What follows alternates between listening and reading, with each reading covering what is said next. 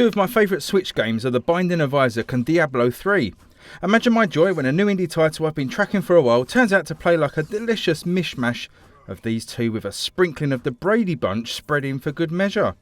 But does this dungeon crawling, family bonding roguelite stand up with the top tier of indie titles on the Switch, or is diving into the dungeons with your siblings a bit like a trip to Fritzl's cellar? Let's find out. Children of Morta sees you invited into the life of the Bergsons, a family of warriors that have been tasked with holding back a corruption that's heading right past their doorstep, which is lucky for the rest of the population. It's a bit like when protesters campaign against a new airport runway or a motorway bypass, but instead of plaques and banners, here it's all swords and magic. The unique setup here is really refreshing. First, as the narrator brings you up to speed with the Bergsons' task in hand, then fills you in on all the family members you'll be spending the game controlling. The mysteries of the world were like open books to the wise, and words from the wise shall benefit man and beast. The only weird thing that stuck out for me here is the odd choice of names given to the characters. There's a John, a Kevin, Linda, Mark.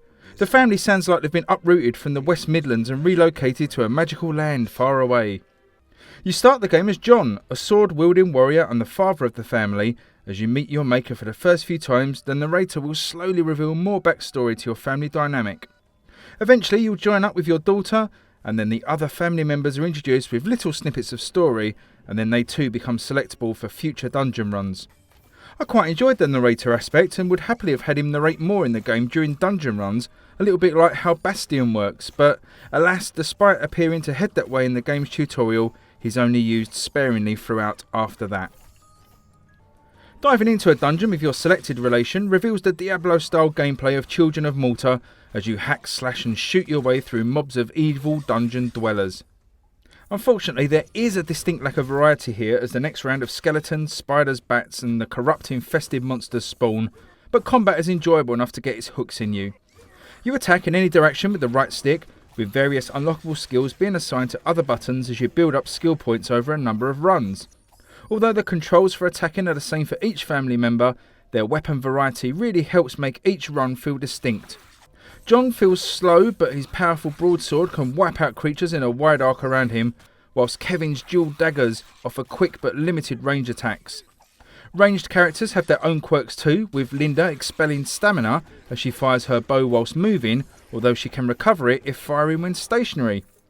All these little nuances add up to make combat feel more varied, and it's really appreciated. The style of combat, along with the health and coin drops, treasure chests and various magical obelisks, all help hammer home the Diablo feeling for me. Where the game gets all Isaac-y is the sheer number of power-up builds you can create on each run, as a wide variety of skills, runes, powers from obelisks all start to stack up and synergise. You're left with some very different feeling runs each time you leave your basement. As I mentioned earlier, returning back to your house after a run will often allow you access to new areas of the building which serve as upgrade rooms, allowing you to improve character stats, upgrade powers or unlock new abilities. The way these mechanics are slowly unlocked and gradually make you more powerful is really nicely paced. There's also a library room which serves to fill in the holes of the backstory or flesh out some characters, which was also a nice touch. The graphics in Children of Morta are really stunning, with bright, vibrant and well animated pixel work, and the colourful confines of your house, which serves as your hub, is full of character and little touches to look out for in every corner, and the dank dungeons with some great lighting effects from flickering torches and futuristic looking neon highlights. It really is one of the nicest examples of this genre. Add in some suitably eerie music, pounding sound effects and well implemented HD rumble, all rounds off a really nicely presented game that shows a high degree of tender loving care from every pixel and musical note. Finally, it wouldn't be a roguelite without some procedural level design, and I feel it works really excellently here. Areas maintain a similar graphical style whilst lots of elements are shuffled around, and enemy placement, volume and type is also randomised. There are also lots of secret areas off of the beaten track, offering yet another new upgrade you've not seen before, Isaac style, and it's always worth exploring every little pathway. So my final thoughts on Children of Morta is that this is one of those top tier roguelites that really gets its hooks into you, and the true test of this genre is how much of a just one more go factor it has. Now Children of Morta has it in spades. It's not often I want to play a game over and over after finishing my time with it for review, but Children of Morta is going to stay in my rotation for some time to come.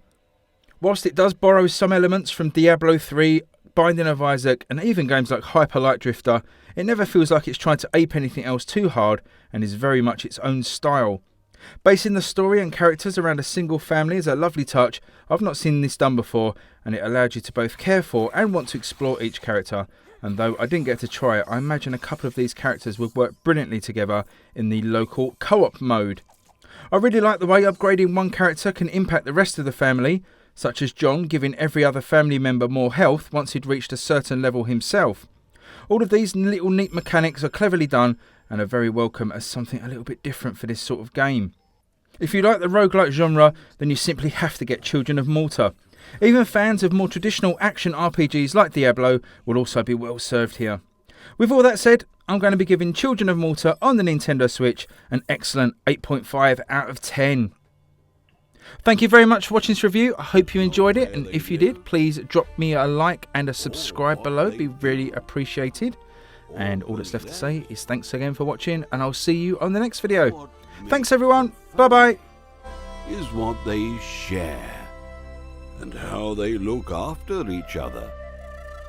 And with this peculiar family, what runs in their blood is a distinct taste for adventure.